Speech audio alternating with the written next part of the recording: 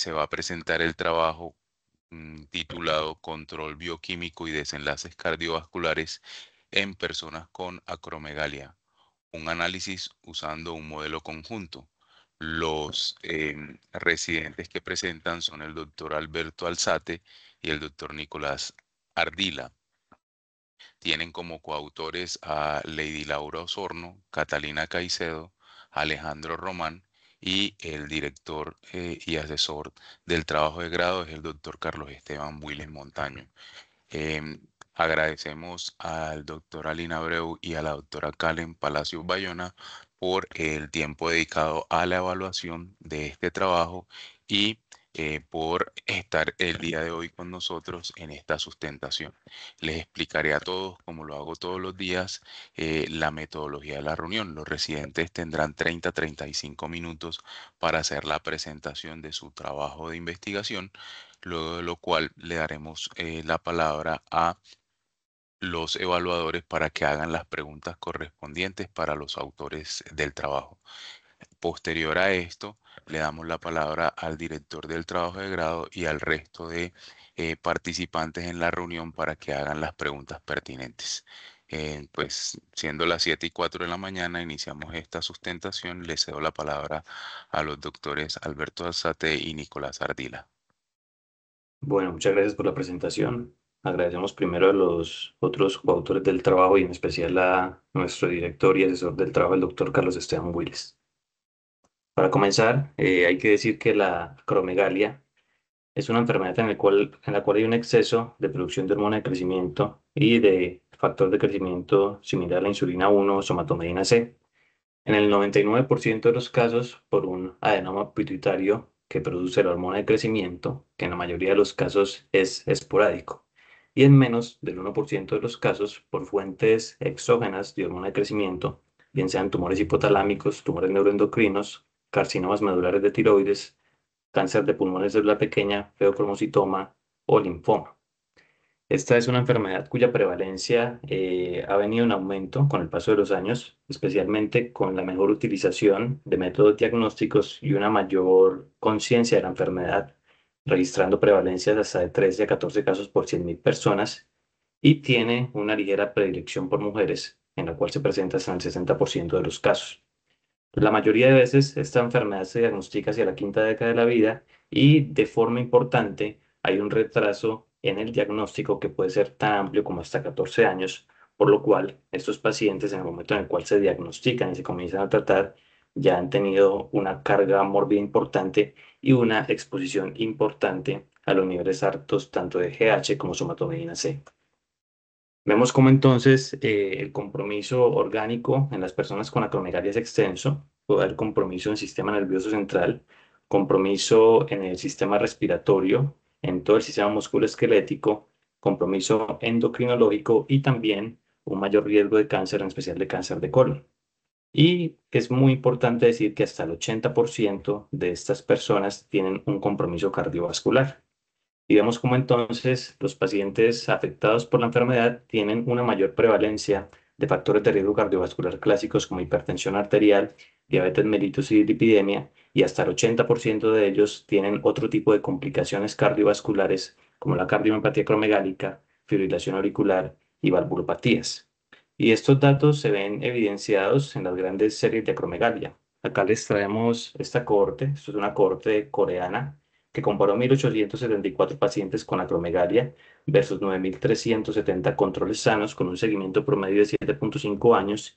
Y vemos como acá las personas con acromegalia tienen una mayor incidencia de mortalidad por todas las causas de falla cardíaca, de fibrilación auricular, pero esto no es lo mismo para desenlaces como infarto de miocardio y enfermedad cerebrovascular, en el cual este tipo de desenlaces no tiene diferencias con respecto a la población enferma.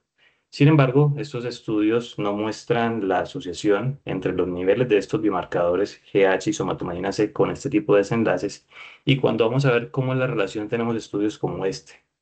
Esta es una corte retrospectiva de 116 pacientes en el cual se evaluó la asociación entre la carga de GH e IGF-1, definida como el nivel promedio por la duración de la enfermedad, con desenlaces como la enfermedad cardíaca isquémica, cardiomiopatía, enfermedad cerebrovascular, diabetes mellitus e intolerancia a la glucosa.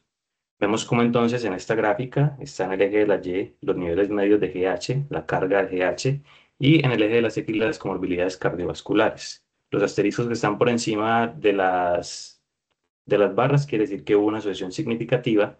Entonces vemos cómo una mayor carga de GH en esta muestra de pacientes se asocia con una mayor presentación de enfermedad cardíaca isquémica, y para la somatomedina C una mayor carga de esta hormona se asocia con una mayor presentación de enfermedad cerebrovascular y cardiomiopatía.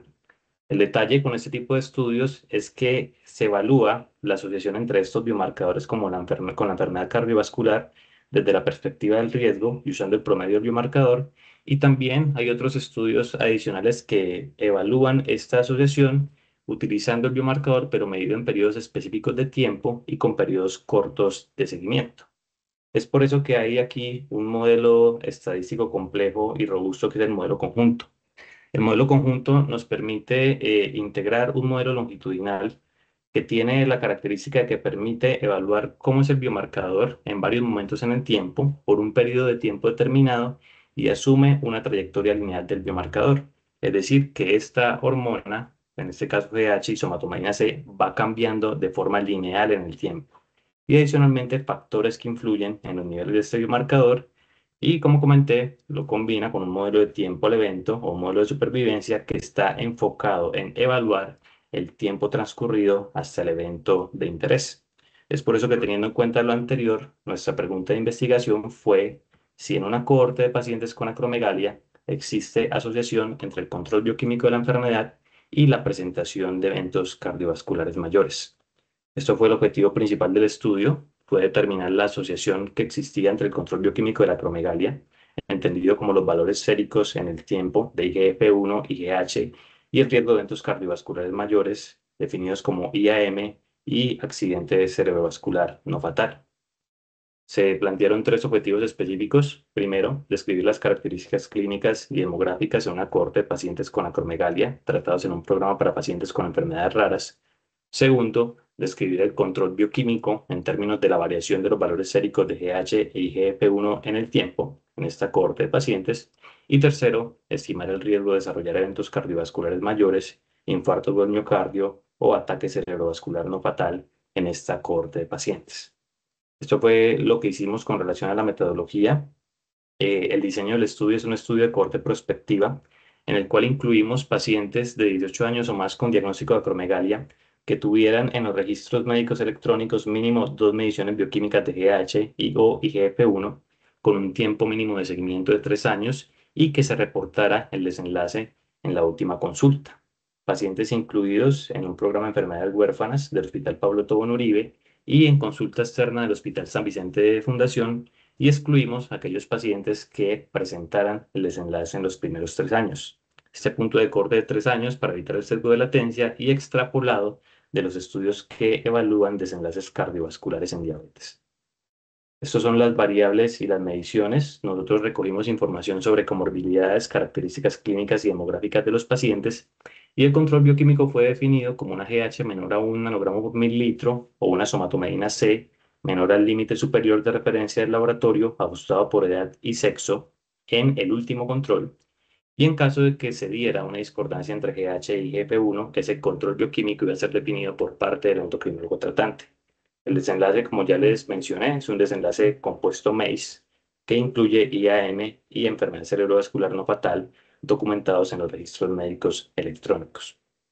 Nosotros estimamos un tamaño de muestra basado en una incidencia en los estudios de las cohortes de acromegalia de 3.7 eventos por 1.000 personas año en cuanto a eventos cardiovasculares, asumiendo el tiempo mínimo de seguimiento que ya les mencioné de 3 años, y asumiendo que la GH seguía una trayectoria lineal con un alfa de 0.05 y sin estructuras en la matriz de covarianza.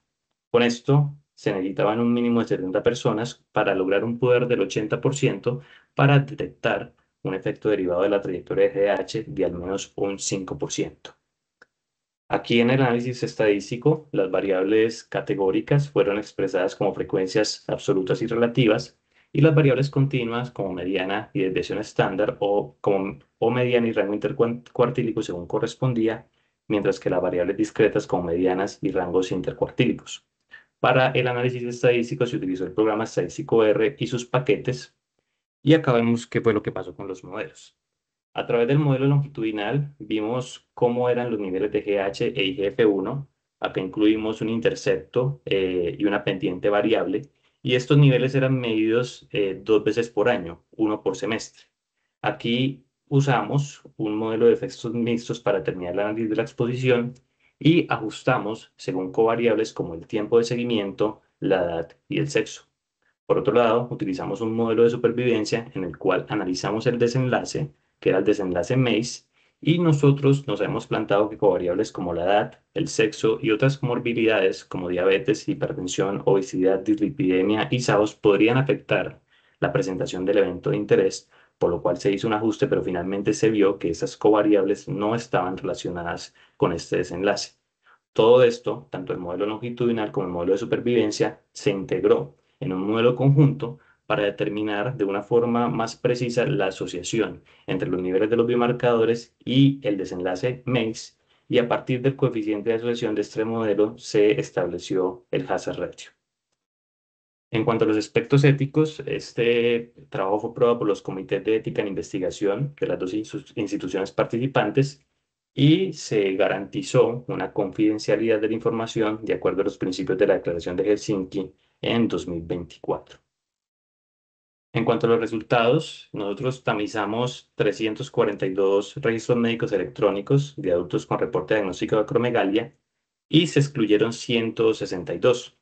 La principal razón de exclusión fue un diagnóstico incorrecto de acromegalia en 85%, en 85 pacientes, seguido por un tiempo de seguimiento menor a 3 años, luego por menos de 2 mediciones de GH y/o IGF-1, luego sin información sobre el desenlace, y se excluyeron 3 pacientes porque tenían desenlace en los primeros 3 años. Finalmente, se incluyeron un total de 180 pacientes que fueron el mismo número de pacientes que se analizó. Vemos acá en la tabla 1 las características demográficas, clínicas y comorbilidades de los pacientes. Hay una predilección sobre el sexo femenino en el 66% de los casos, y la edad media de esta muestra fue de 58 años, con un promedio de edad al diagnóstico de 44 años. Acá, pues de forma llamativa, en nuestra cohorte, el tiempo transcurrido desde el inicio de los síntomas hasta el diagnóstico de la enfermedad fue relativamente corto, de 2,56 años en promedio, y las principales comorbilidades fueron hipertensión arterial, síndrome de apnea obstructiva del sueño y dislipidemia en un 48% y 38% de los casos respectivamente. Acá en la tabla 2 vemos detalles con respecto al tratamiento. Hasta el 78,9% de los pacientes fueron tratados con cirugía y hasta el 12,2% de ellos fueron tratados con radioterapia. El principal grupo farmacológico utilizado para el tratamiento de los pacientes fueron los análogos de somatostatina de primera generación, hasta un 84,4% de los casos, y este fue el tratamiento más frecuente registrado en el último seguimiento, con un 54,4% de los casos, seguido de pacientes sin tratamiento en un 24,4%. Y aquí en nuestra muestra, sí hay que destacar que el control bioquímico en el último segmento fue pobre, porque solo lo presentaron hasta el 21,7% de los pacientes. Acá en esta tabla les presentamos cómo es la distribución de la GH a lo largo del tiempo. Esto es un gráfico de dispersión. Vemos en el eje de las X el tiempo. Para los análisis se utilizó un tiempo de 14 años, un total de 28 semestres, y esto fue porque el último evento MACE fue presentado a los 14 años, y vemos cómo está acá en el eje de la Y el valor de GH. Vemos también en los puntos para cada semestre cómo es la variabilidad de las hormonas entre paciente y paciente, y cuando nos vamos desplazando de forma horizontal, cómo la variabilidad de las hormonas entre semestre y semestre. Lo que vemos acá es que los pacientes inician con un valor de GH alto, y la trayectoria es que esta GH viene descendiendo y se mantiene ese descenso estable hacia el final del seguimiento. Y esto es un comportamiento que es igual para la somatomedina C, en el cual los pacientes inician a niveles altos, desciende esta hormona, y la trayectoria es mantenerse hacia el descenso, hacia el final del seguimiento. Acá les presentamos cómo es la distribución de las hormonas contrastada por MACE. vemos en los puntos rojos y en la línea roja aquellos pacientes que presentaron el desenlace y en los puntos azules y la línea azul aquel paciente que no presentó el desenlace. Los pacientes que presentaron el desenlace MACE comenzaron con niveles de GH más altos comparados con los pacientes que no lo presentaron y adicionalmente la trayectoria de esta hormona fue un descenso mucho más marcado para aquellos pacientes que presentaron el desenlace comparado con los que no lo hicieron y ese descenso se mantuvo estable hacia el final del seguimiento. Vemos que también hay el mismo comportamiento para la somatomedina C. Pacientes en rojo, aquellos que desarrollaron el evento de interés, comienzan con niveles de somatomedina C más altos al inicio del seguimiento y cuando va pasando el seguimiento, la trayectoria de esta hormona es a descender y ese descenso es mucho más marcado comparado con aquellos pacientes que no presentaron el desenlace y se mantiene de forma estable ese valor bajo hacia el final del seguimiento. Acá lo que podemos ver es lo que pasó con el modelo longitudinal. Vemos cómo covariables como el tiempo en semestres y la edad se asocian de una forma significativa con un menor valor de GH y también pasa lo mismo para la somatomedina C. Tanto tiempo en semestres como edad se asocian de una forma significativa con unas menores concentraciones a lo largo del seguimiento. En cuanto a la presentación de los eventos cardiovasculares en el modelo de supervivencia, un 4.4% de los pacientes para un total de 8 eventos presentaron el desenlace compuesto de MACE y la gran mayoría de ellos, 5 eventos para un total de 2.8% fueron eventos cerebrovasculares y 3 eventos para un total de 1.7% fueron infartos agudos del miocardio. Como ya les habíamos mencionado, las covariables planteadas al inicio de la edad, el sexo y las otras comorbilidades no se asociaron de forma significativa con la presentación del desenlace. Y aquí vemos qué es lo que pasa todo al integrar en el modelo conjunto. Tenemos el modelo de efectos mixtos con el modelo de supervivencia y finalmente, como se mencionó en los métodos, a partir de ese coeficiente de asociación se saca un HR. Y vemos como para GH no hay una asociación estadísticamente significativa entre los niveles de GH con el desenlace MACE y esto pasa igual para la somatomedina C, en el cual no hay una asociación estadísticamente significativa entre los niveles de esta hormona con el desarrollo del desenlace de interés. Para la discusión, pues este es el resultado principal, como ya lo vieron, en los pacientes con acromegalia, los cambios en los niveles séricos de GH y somatomedina C no se asocian con un mayor riesgo de presentar eventos cardiovasculares mayores no fatales en un tiempo de seguimiento promedio de 14 años. Y cuando vamos a ver trabajos similares al nuestro, realmente les traemos este, que es el más parecido. Esto es un estudio de corte retrospectiva. Tomó pacientes de un registro de acromegalia británico, un total de 1.845 pacientes, en el cual se evaluó cuáles eran las causas de muerte en las personas con acromegalia. Y asimismo la asociación de los niveles de GH post-tratamiento con el GH promedio durante el tratamiento y esto en su asociación con la incidencia de cáncer y mortalidad total y por causa específica que incluía la mortalidad cardiovascular. Vemos cómo está acá en la tabla 4 la relación entre los niveles de GH post-tratamiento y la mortalidad. Acá lo hemos dividido por mortalidad cardiovascular y por mortalidad cerebrovascular. Y aquí la medida de asociación que se utilizó fue la tasa de mortalidad estandarizada. Vemos cómo no hay una asociación estadísticamente significativa en ese trabajo entre los niveles de GH y la mortalidad de origen cardiovascular, independientemente de que el paciente tenga niveles elevados de más de 10 microgramos por litro o niveles entre 2.5 a 9.9 microgramos por litro o ya niveles menores a 2.5 microgramos por litro, eh, acercándose al control bioquímico.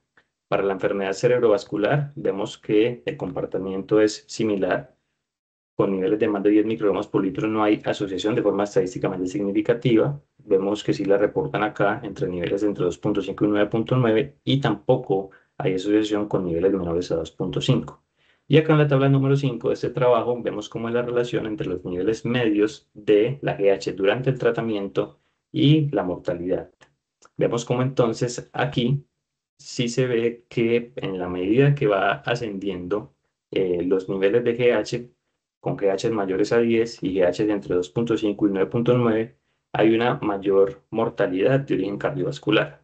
Sin embargo, si uno controla estos niveles de GH y logra tener un nivel medio menor a 2.5 microgramos por litro, cercano a lo que se define como el control bioquímico, no se impacta en una reducción de esta tasa de mortalidad estandarizada. Relación que también se ve para la muerte de origen cerebrovascular, en el cual, con niveles a partir de 2,5 microgramos por litro de GH, se ve una mayor mortalidad de origen cerebrovascular, pero de igual manera, si uno impacta en estos niveles y logra niveles menores a 2,5, cercanos al adecuado control bioquímico, no logra impactar en una reducción por enfermedad cerebrovascular. Y ya después de esto, pues pasamos a las fortalezas.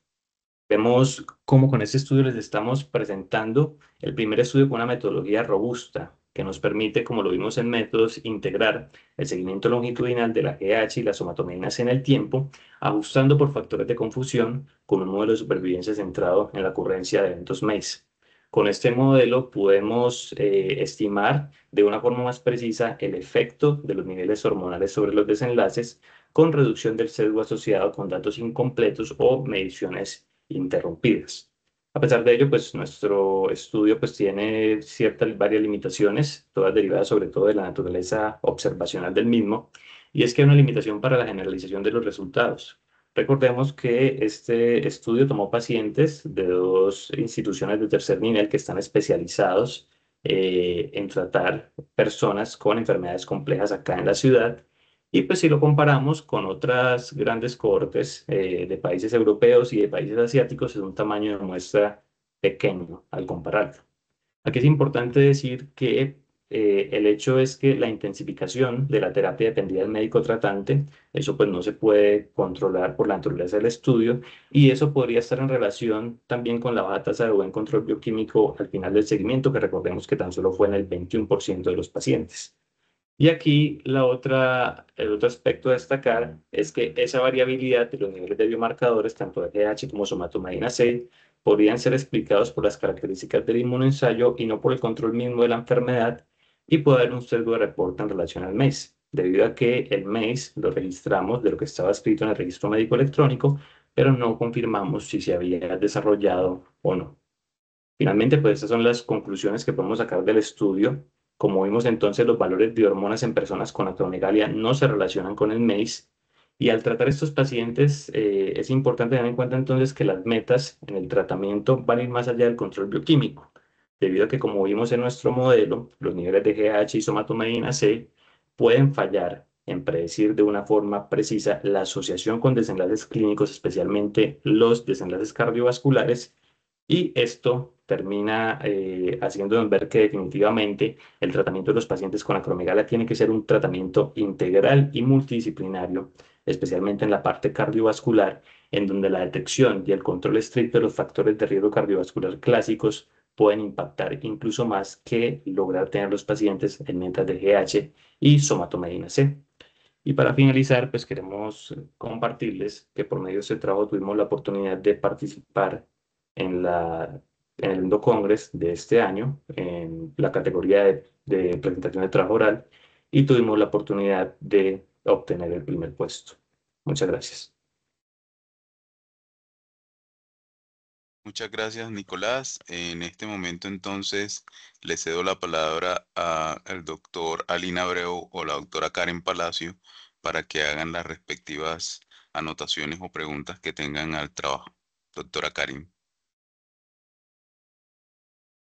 Muy buenos días para todos. Pues primero felicitar al Alberto y a Nicolás por el trabajo. Yo tengo pues algunas preguntitas. La primera, ustedes consideraron eventos cardiovasculares no fatales, pero no sé si de pronto tienen datos o no estaban en los registros, otros eventos como muerte cardiovascular, insuficiencia cardíaca o arritmias, pues porque también esto sería interesante y forma parte del espectro de daño cardiovascular en acromegalia. Listo. Con respecto a los desenlaces como insuficiencia cardíaca y arritmias, no lo consideramos si no están registrados. Y pues con respecto a los desenlaces cardiovasculares dados por la muerte de origen cardiovascular, finalmente pues decidimos no incluirlo, sobre todo por la dificultad de a veces atribuir la muerte registrada en el registro médico electrónico pues de forma precisa a un origen cardiovascular. Pero realmente los desenlaces que vimos fueron los que presentamos acá: enfermedad cerebrovascular, infarto agudo del miocardio no fatal. Bueno, gracias. Lo otro es que ustedes encuentran, o bueno, también eso está en la práctica clínica, que la intensificación de la terapia, pues se definía por criterio médico. Ustedes no sé si tuvieron la oportunidad de evaluar qué porcentaje o proporción de pacientes tuvo esta discordancia entre GH y GF1, donde de pronto el endocrino o el médico tratante, pues digamos era el que determinaba cuál era el control bioquímico de los pacientes. Bueno, pero esa variable no la incluimos pues en el trabajo, pues sí, pues cuando estábamos revisando con mi compañero las historias, pues sí se veía la discordancia y pues obviamente las decisiones terapéuticas con respecto a eso era variable. Y pues justamente por eso fue que la pusimos como una hipótesis en la cual pues se podría relacionar con el bajo control bioquímico que se ve hacia el final del seguimiento. Esta pregunta que les voy a hacer tal vez creo que es como la más importante desde mi punto de vista y es el control de las variables de confusión, porque yo veo que ustedes incluyen la edad, el sexo, diabetes, hipertensión, obesidad y lipidemia SAOS, no sé si se me pase alguna. No sé si de pronto en la concepción del trabajo ustedes consideraron hacer un diagrama causal como de todos estos factores de confusión, porque no vi o no sé si de pronto no lo presentaron, otras variables que pueden ser relevantes, como por ejemplo el tabaquismo, el uso de medicamentos cardiovasculares, que tantos pacientes tenían nefropatía o enfermedad cardiovascular previa. Y esto es porque no sé si ustedes, digamos, con este sesgo o esta limitación, digámoslo así, que ustedes muy bien lo reconocen al final, creerían que de pronto la omisión o no sé si, como les digo, no lo presentaron, de estas variables que de pronto pueden ser variables de confusión relevantes, pudieran haber como influido en no detectar una asociación de pronto que pudiera existir incurriendo en un error tipo 2. No sé ustedes como autores, pues, ¿qué piensan de esta limitación? Sí, pues lo de las variables de confusión, sobre todo fue las covariables en el modelo de tiempo al evento de supervivencia, pues que nos planteamos cuando estamos pensando la idea del estudio. Sobre todo, pues tuvimos en cuenta que la edad y el sexo y pues esos factores de riesgo cardiovascular clásico definitivamente podrían influir pues, de forma fuerte con el desenlace de interés y por eso fue que se ajustó. Sí, pues ahí sí no le dimos tanto peso al tabaquismo, eso sí podría ser una fuente de sesgo. Y pues en cuanto a las variables, pues sí en el suplemento se presentan dos tablas en donde se ve pues la asociación entre estas variables con el desenlace de interés y el ajuste que se hizo. ¿Ustedes tienen datos de pronto de pacientes con enfermedad cardiovascular? O sea, que de entrada el riesgo cardiovascular de esos pacientes de la corte de ustedes. No, el riesgo cardiovascular pues por scores o por factores de riesgo individuales no lo tenemos registrado. Igual, pues de todas formas, justamente por eso pues decidimos excluir los pacientes que presentaron que el evento en los primeros 3 años, por lo que mencionamos pues del sesgo de latencia, y de esa manera pues poder estimar pues una muestra más homogénea, por decirlo así, y pues poder determinar una adecuada asociación.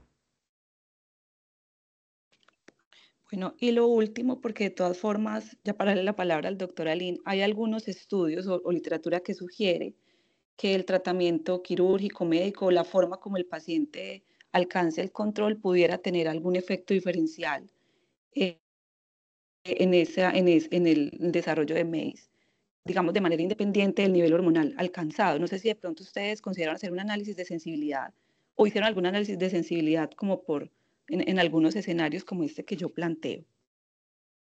Bueno, doctora, el análisis de densidad no está, pero igual pues esos trabajos que tú dices también los hemos visto, incluso lo pensamos, en que de pronto puedes alcanzar las metas más rápidamente, podrían influir en la menor incidencia de estos MACE, pero finalmente pues acá lo que nos permite el modelo conjunto es mirar de una forma precisa toda esa trayectoria lineal de las hormonas en el tiempo a través de ese modelo longitudinal. Y pues finalmente lo que se vio acá es que esa forma en la cual varíen los niveles en el tiempo, independientemente de que se alcance la meta o no, no se relaciona con los MACE. Muchas gracias.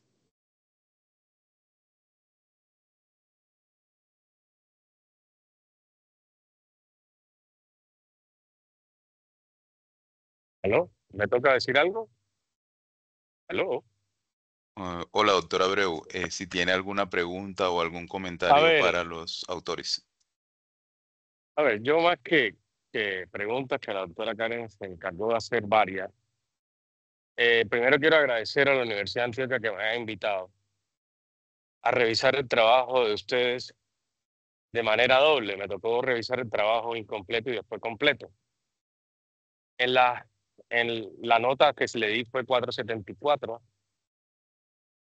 Y este trabajo que tiene una perspectiva distinta al que yo publiqué el mes pasado, con características, digamos, similares. Yo lo que hice fue describir un término MAINS que se llama Hair Disease. Yo me salí de la cardiomiopatía, porque el concepto de cardiomiopatía para mí es más anatómico que funcional. Entonces lo que traté es de buscar un término que ya no se usaba en la literatura y que se usó en la década del 70. Entonces lo volví a introducir y pude publicar este trabajo. Ambos trabajos que para mí son de importancia. Yo no voy a decir nada negativo del trabajo, se los digo de verdad. No demerita nada. La N es la N que tenemos en Colombia. En Colombia se cree que tenemos que tener entre 3.000 y 3.500 pacientes con acromegalia. O sea, una serie como ustedes, que comenzó en 300 pacientes y termina en 180 o más, pues no es una serie menor. Y no es una serie menor y es nuestra serie y es la segunda serie con más importancia de enfermedad cardiovascular o como quieran llamarle cardiomiopatía acromegálica, en la cual nosotros describimos en el 2016 en Twitter y hace unos años ya. Yo creo que es un trabajo muy organizado, que tiene cosas, yo voy a hablar de lo positivo, metodológicamente es muy organizado y se nota la mano del boss del trabajo. Es un trabajo hecho por residentes de medicina interna que tienen vital importancia, no son fellows de endocrino, son residentes de medicina interna y para mí tienen una... ¿Aló? ¿Se escucha? Sí, se escucha. Tienen vital importancia porque los trabajos que yo he hecho de acromegalia en la universidad han sido todos con residentes de medicina interna. Entonces, diciendo esto, quiero decirles que hace muchísimos años demostramos que no existe aumento de mortalidad por acromegalia.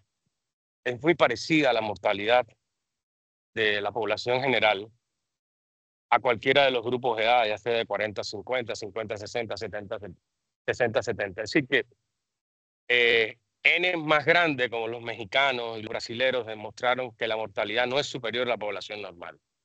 Entonces, irse a esa mortalidad, donde hay N más grande que han demostrado que no, yo no lo haría. Yo creo que ustedes fueron por el camino correcto, de a ver si existía alguna relación entre los enfermedades cardiovasculares general y cerebral. Yo creo que el trabajo demuestra que no, y no es por la N, porque estamos frente a una enfermedad huérfana. Si la N en Colombia es 3.000 y yo describo 186 pacientes con, para estudiar con enfermedad y demostrar que tiene un evento MACE, yo creo que no es una N mayor. Yo vuelvo y repito, metodológicamente me parece un trabajo bien estructurado, que ahí di 5 en la nota. Mi problema está con otras variables, pero vuelvo y repito, no quiero dar notas que no me interesan. Mi nota está dada allá. Yo agradezco muchísimo que me hayan invitado. Agradezco muchísimo ver trabajos como esto, que llevamos tantos años en nuestras provincias para poder sacar trabajos así de esta calidad. Una de las cosas que me gustaría hacer, ser autor de este trabajo, que sé que no va a poder ser, pero vuelvo y repito, es decir, me lo leí cuando me lo mandaron incompleto y después cuando me lo mandaron completo y traté de buscarle peros, porque siempre existe como una competencia, yo tengo una N, tú tienes una N, voy a ver qué tú hiciste, qué no hiciste. El trabajo que nosotros hicimos es totalmente diferente al de ustedes. El de ustedes tenía un objetivo, el de nosotros tenía otro.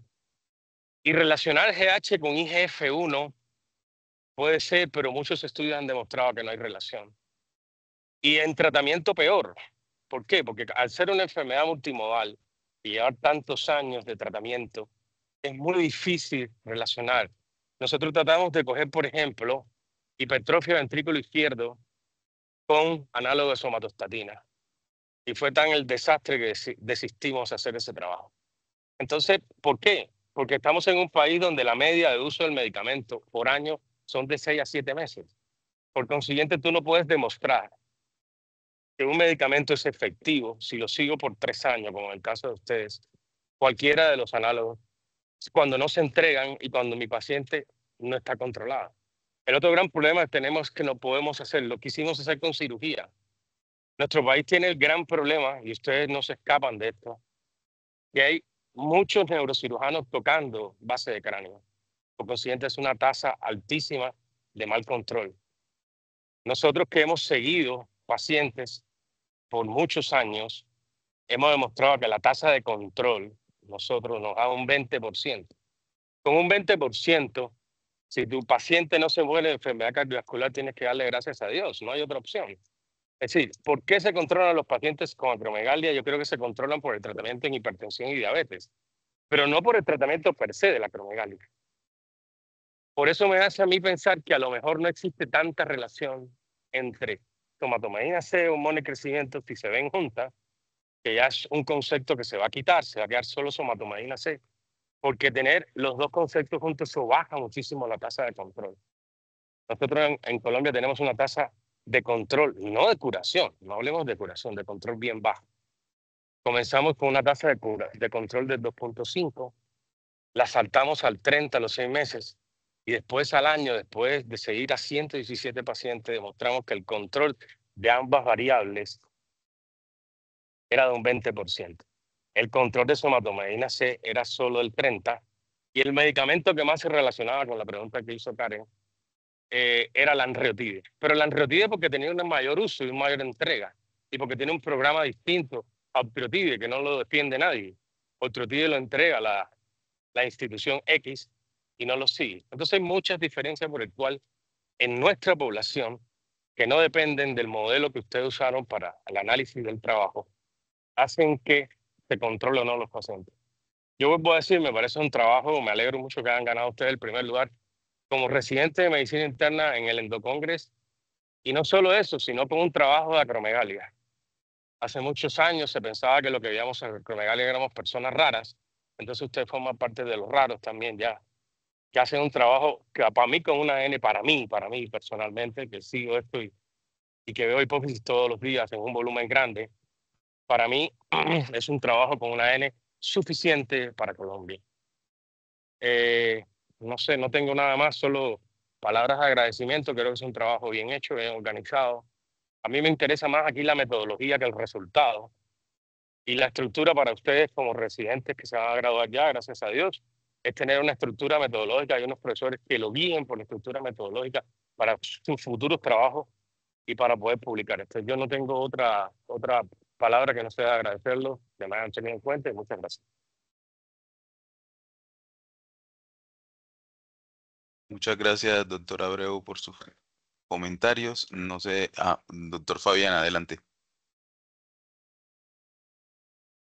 Gracias, Joaco. Yo también me uno a la felicitación, no solamente a los residentes, sino a Carlos, que en buen momento se ha vinculado con estas propuestas de investigación, que yo también me uno a algo que comentó Joaquín estos días, y es que es muy satisfactorio ver el perfil de las investigaciones con las que se gradúan, con las que se han graduado estas últimas generaciones de residentes. Es muy satisfactorio ver publicaciones internacionales que sean producto de trabajos de grado de residentes de medicina interna, de manera que es algo que vale la pena resaltar. De este trabajo en particular, además de las felicitaciones, yo quisiera sugerirles algunas cosas adicionales a la que comentaron Karen y el doctor Ailín, más en el concepto como de la interpretación.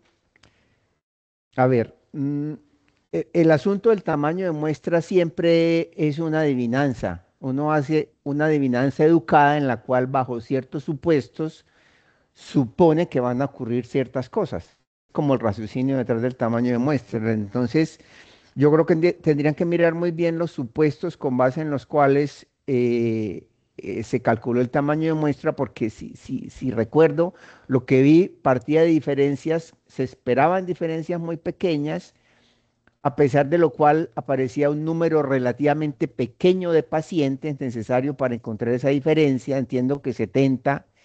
Sin embargo, los resultados finalmente lograron reclutar el doble, más del doble. Y a pesar de eso, la diferencia que se planeaba encontrar, entre comillas, vamos a ver ahorita que quizás eso no sea del todo correcto, pero entre comillas no se encontró. Entonces, creo que deben revisar el raciocinio del tamaño de muestra para que los resultados sean consistentes en el sentido de qué es lo que creemos nosotros que se va a encontrar, que es lo que básicamente lo que sustenta el tamaño de muestra. Y con los resultados, también yo les sugeriría que la interpretación, si quiere ponga esa tabla de resultados, Nicolás, por favor.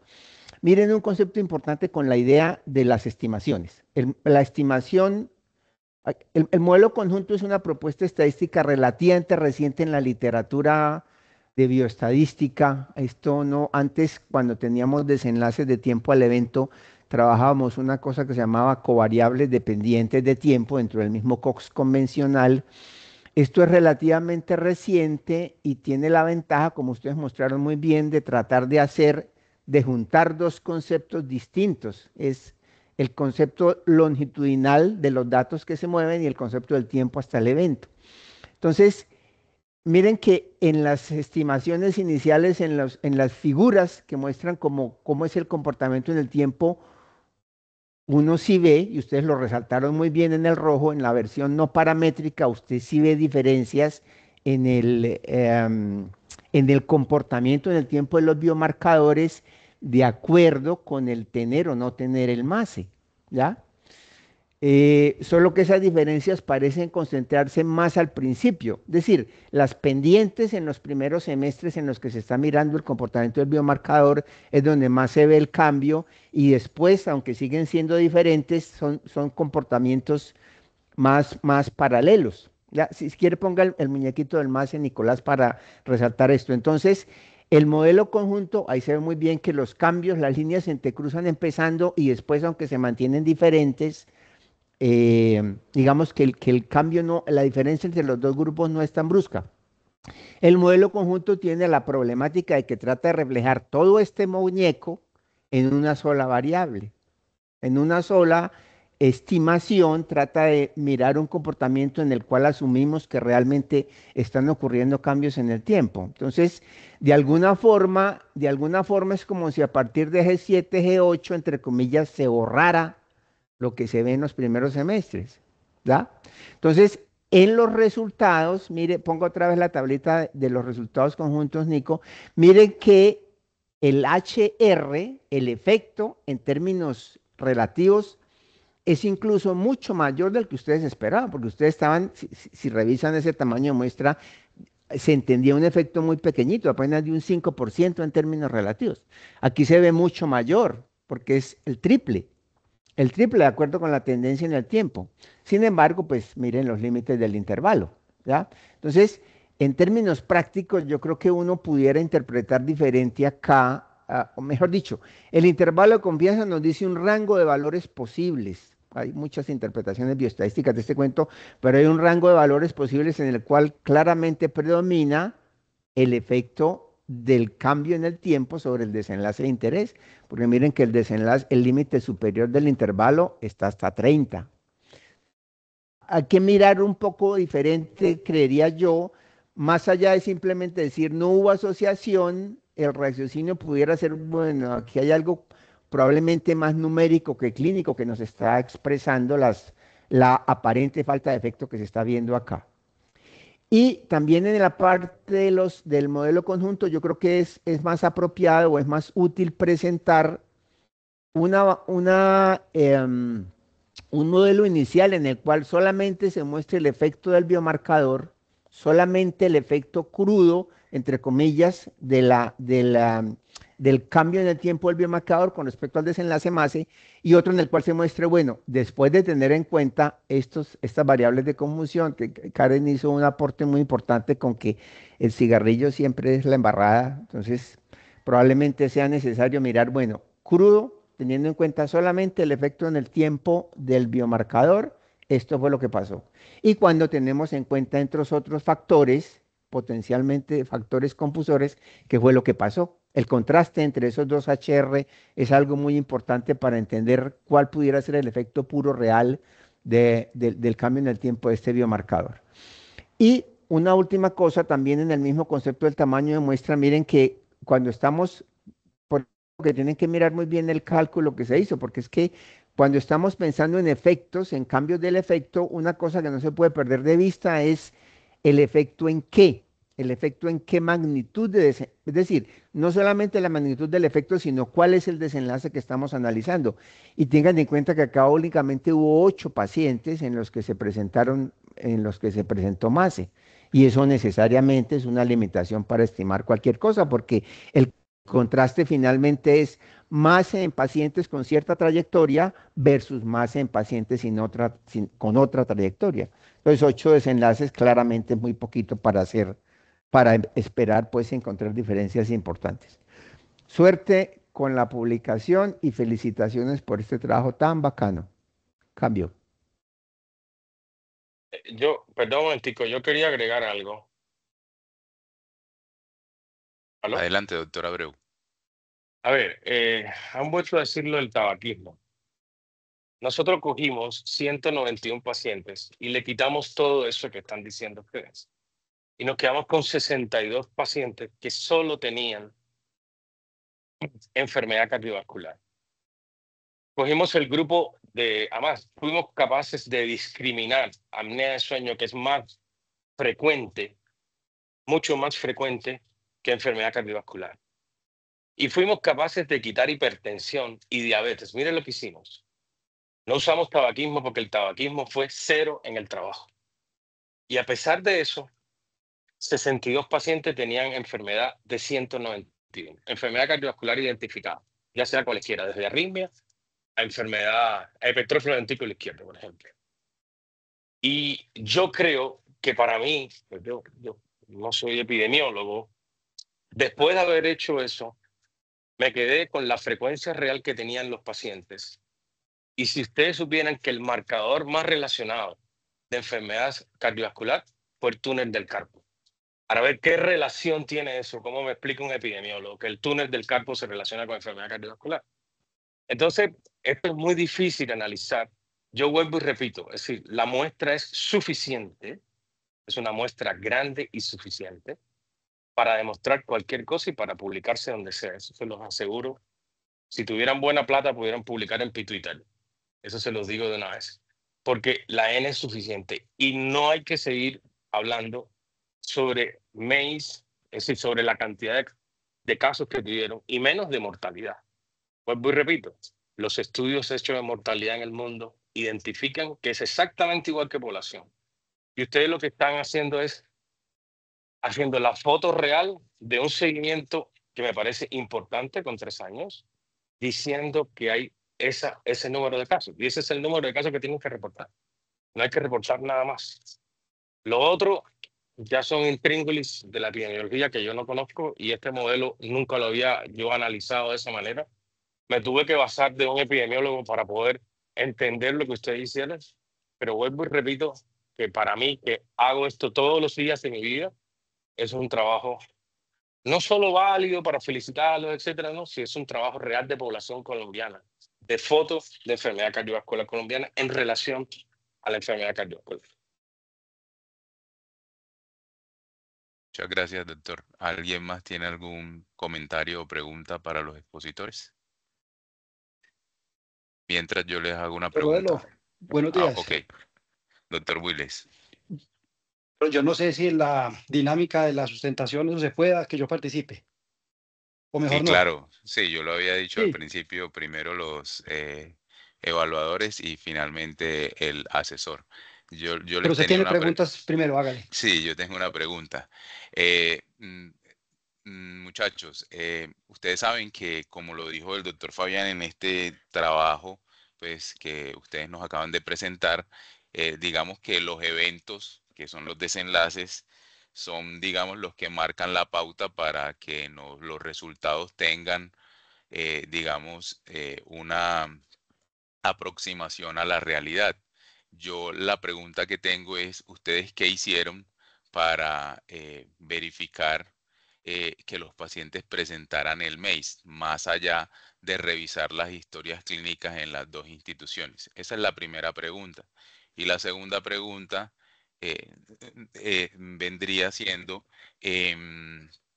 la parte de, bueno, en cuanto al MACE, aquí quiero hacer pues la claridad, es, o sea, aparte de revisar las historias, si ustedes de pronto contactaron a los pacientes o por un protocolo de llamadas, o si miraron si el seguimiento se continúa haciendo en otro lado, si contactaron pues o tuvieron acceso a esa historia clínica, pues para determinar eso, si miraron en el sistema o en el Registro Nacional de Mortalidad para ver si los pacientes habían muerto o no, por lo menos para tener la mortalidad total.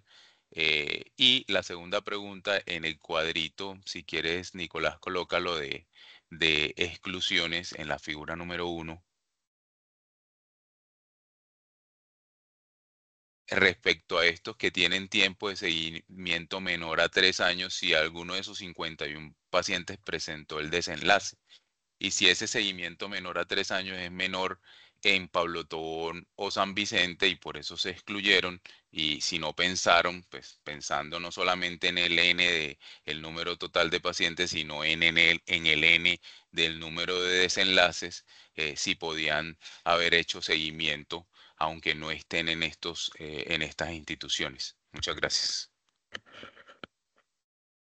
Listo, profe. Bueno, comenzando por la última pregunta, sobre el tiempo de seguimiento menor a 3 años, realmente no evaluamos si los pacientes habían presentado el desenlace o no. Eso sobre todo es por lo que comentamos en los métodos de ese sesgo de latencia que se extrapola pues de los estudios de diabetes y desenlaces cardiovasculares, sobre todo para evitar determinar de una forma incorrecta una asociación entre esa variable independiente como eran los biomarcadores y el desenlace de interés. Consideramos pues que era importante dejar que los pacientes tuvieran una exposición de 3 años o más para poder determinar de una forma más precisa esa asociación. La primera pregunta el primer comentario que nos hizo, no hubo forma de confirmarlo y por eso lo presentamos acá en las diapositivas en la limitación y también está escrito en el artículo, que es que nosotros estimamos que el paciente había tenido el desenlace o no, según la revisión de la historia clínica, la parte de los antecedentes, la parte de los diagnósticos y pues en general pues las historias clínicas que revisamos están muy bien organizadas y estaba muy bien determinado ahí los datos de los pacientes, pero no hubo así forma de confirmarlo y tampoco pues hubo forma pues de tener obviamente los números telefónicos de todos los pacientes y confirmarlo también con la familia o con el mismo paciente y por eso se puso como limitación.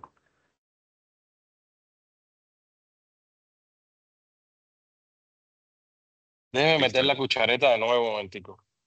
La pregunta listo. que usted hizo primera es ¿cómo se identificó la enfermedad cardiovascular en el paciente? ¿Esa era la pregunta? No. El desenlace que plantean en el trabajo son los desenlaces MACE, ¿cierto? Incluyendo la Sí. mortalidad. Entonces, la pregunta o la primera pregunta es ¿cómo verificaron el estado vital? Por lo que entiendo en la respuesta de Nicolás es a través de la historia clínica, lo cual pues limita el total de la información, ¿cierto? Y de igual forma, para los desenlaces cardiovasculares, el SB revisaron las historias clínicas. Entonces mi pregunta es si se hizo algo más, y lo digo porque pues los que están acá y que han trabajado conmigo en estudios de supervivencia saben que soy muy exhaustivo en la búsqueda de esos desenlaces y hay que buscar todas las formas de estar lo más completamente seguro de que el paciente lo presentó o no lo presentó, no confirmando, digamos, si el diagnóstico de otro colega es real o no, o si lo que colocan en la historia clínica es real o no, asumimos 100% que es real, sino asumir de que un paciente no presentó un desenlace cuando sí lo presentó, porque no buscamos o no fuimos lo suficientemente exhaustivos en buscar ese desenlace? Esa era mi pregunta. No, porque yo te quería agregar a eso que en el consenso colombiano, en el consenso americano reciente del diagnóstico de la acromegalia y seguimiento, para diagnosticar o para seguir un paciente o identificar con enfermedad cardiovascular, solo se le indica un electro, que a mí me parece que es muy poco, y un ecocardiograma. Es decir, fuera de eso no se hace absolutamente nada más. Es decir, ya si se le manda a cardiología, el cardiólogo quiere hacer algo más, pero nosotros en la identificación solo también encontramos electros, máximo Holter para ver arritmia y un ecocardiograma. Y con eso son las herramientas que normalmente en el mundo se usan para diagnosticar enfermedad cardiovascular en pacientes con acromegalia. Entonces, yo no sé si sea suficiente eso, lo que estemos haciendo para realmente identificar y poder sacar trabajos como este. Yo pensé que tu pregunta iba por ahí, pero ya la entendí. Gracias.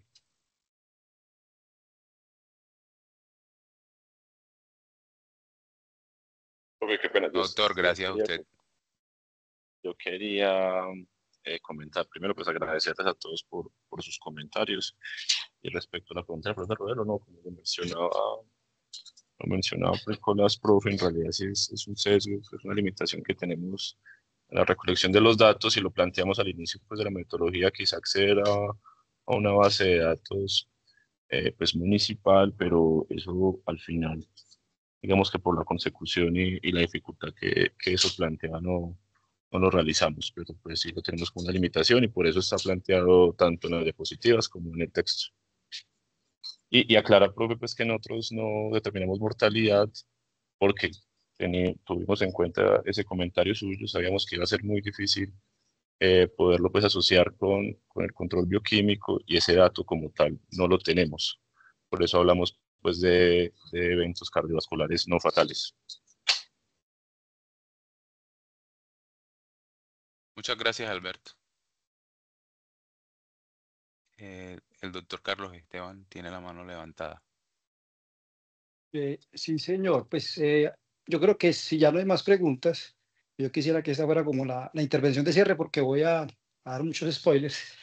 Entonces, y sobre todo porque es que pues, la felicitación que Nico y Alberto reciben es muy merecida porque les tocó dominar un montón de conceptos que son difíciles, empezando pues por este del modelo conjunto y pasando por otros desde el punto de vista metodológico, además que el trabajo en la recolección de los datos es muy arduo. Yo siempre digo a los residentes, pues su trabajo de investigación no debería ser de secretario de recoger datos, sino de involucrarse en todo el proceso de investigación y Nicolás y Alberto lo lograron. Pero entonces, en ese sentido, también es posible que en este momento donde todavía están nerviosos y les tocó aprenderse un montón de cosas para presentar, pues otras no sean muy claras en la exposición y esas las que yo quiero aclarar. Y voy a empezar en el orden que los participantes intervinieron y algunas respuestas se van a mezclar. Entonces, de las preguntas que hace la doctora Karen, lo primero es que desde el punto de vista conceptual, el estudio trataba de separar dos conceptos que creo que en la consulta nosotros mezclamos, es el de la cardiopatía acromegálica estructural de la enfermedad cardiovascular aterosclerótica y que a nuestro parecer cuando hicimos el análisis de cómo estructurar la pregunta, creemos que los médicos tienden a confundir. Entonces, no, nunca planeamos incluir dentro del desenlace las enfermedades que se relacionan con el problema estructural en los pacientes con acromegalia, sino la enfermedad cardiovascular aterosclerótica. Para dar luces o dar respuesta a una pregunta que hasta ahora no tiene respuesta a la literatura y es si efectivamente las personas con acromegalias bien controladas tienen menor riesgo de morirse de un evento cardiovascular aterosclerótico y no de enfermedad cardíaca estructural. Entonces, esa es la primera. La segunda es con respecto a la confusión y el uso de diagramas causales. Si lo hicimos, los muchachos se deben acordar ahorita que yo les estoy mencionando que les mostramos un gráfico que construimos con una herramienta que se llama Dagity, que tiene unos colorcitos rosados, azules y verdes para definir qué variables quisiéramos explorar en el modelo, pues finalmente nuestro modelo también tiene fines más de predicción que exploración al integrarse con el modelo longitudinal, entonces también utilizamos otras herramientas para escoger las variables que ingresan y en el protocolo completo están los diagramas causales pues, que hicimos con Dagity. Y el tabaquismo es muy importante, la pregunta que hace la doctora Karen, la realidad es que sí se pensó, pero cuando uno revisa las historias resulta que nadie fuma en la vida, pues, o por lo menos no se registra, entonces tenemos un problema grande. Y Karen hizo otra pregunta muy chévere que se incluyó en un análisis de sensibilidad que hicimos nosotros y era así, de pronto devolviéndonos en la historia del paciente por allá al primer seguimiento y rescatábamos las variables para hacer un cálculo de riesgo cardiovascular, tratar de definir si podríamos encontrar alguna asociación. No pudimos hacerlo por falta de datos, pero sí hicimos otro análisis donde separamos a los pacientes con factores de riesgo cardiovascular clásicos, que son las mismas variables que entran en el modelo de tiempo al evento, y mirar si tener esos eventos independiente del control bioquímico, pues si tener esas enfermedades independiente del control bioquímico cambiaba del riesgo, pero en muchas de ellas no teníamos pacientes en ambos estratos de la variable del desenlace, porque el doctor Fabián lo mencionó, son solamente ocho personas. Entonces creo que Karen, muchas gracias por las preguntas y ahí trato de respondértelas y paso a la otra de la mortalidad que hace el doctor Rodelo y también ha mencionado el doctor Alim. Doctor Rodelo, todos estos pacientes estaban vivos en el momento del último seguimiento. ¿Y por qué seleccionamos esta forma de incluir a los pacientes? Porque esa es una cohorte de pacientes con seguimiento activo. En nuestras instituciones, desafortunadamente, no tenemos pacientes en el programa de pacientes de enfermedades huérfanas fallecidos y no tenemos información antes del ingreso al programa de quiénes han fallecido. Y ese trabajo de ir a recuperar el muerto con acromegalia, que nunca estuvo en seguimiento en nuestra institución, era bastante complejo. Por eso, así el nombre suena igual al del estudio cardiovascular tradicional MACE. Este es un MACE solamente de eventos y no de muerte. Entonces, ese desenlace está excluido y todos esos pacientes en el seguimiento número 28, que es el de 14 años, en ese momento todos estaban vivos. Ninguno pues había fallecido. Y finalmente, con lo que menciona el doctor Fabián de las adivinanzas que hacemos por el tamaño de muestra, pues yo estoy de acuerdo. Unas de las adivinanzas son informadas con datos de la literatura, otras están pegadas con babas como la diferencia esperada. Y cuando digo pegadas con babas es porque hacemos adivinanzas basadas en la extrapolación de otras enfermedades, porque este desenlace no se ha explorado en los pacientes con acromegalia de forma aislada. Se ha explorado el de muerte de origen cardiovascular, incluyendo la cardiopatía asociada con la acromegalia, muerte de cualquier causa, y ahí es donde salen las muertes estandarizadas que les muestran las muchachas, pero la enfermedad cardiovascular aterosclerótica del paciente con acromegalia parece ser pues, o a estar más olvidada en la investigación o realmente los números son bajos como nosotros estamos encontrando. Aún así, la prevalencia, pues, la incidencia que nosotros encontramos de eventos, pues no es muy distinto a lo que reportan otras cohortes. Tamaños más grandes, métodos más novedosos que permiten incluir pues, poblaciones artificiales, pudieran ayudarnos a lo que el doctor Fabián dice y es tratar de estrechar ese intervalo a ver si logramos acercarnos a lo que creemos que pueda ser la verdad, y es que gran parte del intervalo está hacia el lado del riesgo. Y muchas gracias por la anotación. De pronto mirar, el modelo conjunto se propuso con dos funciones de integración y una de ellas incluía el tamaño, el área bajo la curva de las hormonas, más allá que solamente la pendiente, pero no encontramos diferencia en los dos. De pronto restringir tiempos donde la pendiente sea mayor, sin ir a caer pues, en el pecado de ir a buscar desenlaces basados en los resultados. Pero les agradezco a todos por los comentarios que son muy valiosos para Nicolás y Alberto, que nos hacen muy orgullosos con este trabajo. Muchísimas gracias. Muchas gracias, doctor Carlos Esteban. Bueno, no sé si alguien más tenía la mano levantada, pero les agradezco a todos su participación, a la doctora Karen y al doctor Abreu. Por correo les estará llegando un formato de calificación de esta sustentación para terminar el proceso de evaluación y pasar esto al comité de posgrado de la facultad. A todos muchísimas gracias y felicitaciones a los autores de este magnífico trabajo. Feliz día. Muchas gracias. Feliz día, muchas gracias.